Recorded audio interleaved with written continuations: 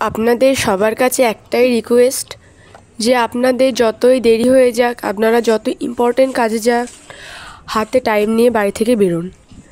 এই যে অযথায় আপনারা জোরে জোরে গাড়ি চালান বা সাইকেল চালিয়ে যান, আপনারা একবারও দেখেন না যে রাস্তায় অবলা প্রাণীগুলো থাকে। ওরা তো আর আপনাদের মতো কথাবার্তা বলতে জানে না, না?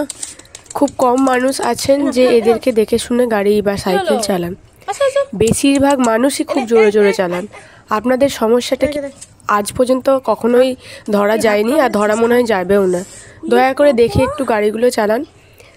এই যে পোষ্যটা আপনারা দেখতে পাচ্ছেন, এর বয়স 1 বছরও হয়নি। এও গাড়ির ধাক্কাতেই মারা যায়। একে এমনভাবে ধাক্কা দেয় পুরো মাথাতে গিয়ে লেগেছিল, সে আর বাঁচেনি। আর এ হলো আমাদের বাড়িতেই থাকতো, খেত, ছোটোবেলায় এখানেই হয়েছে। অবশ্য রাস্তায় ছাড়া থাকতো, রাস্তাতে পাড়াতে ঘুরতো, যেটুকুনি যা খেত, আবার বাড়িতে এসেও টাইম টু টাইমও খেত।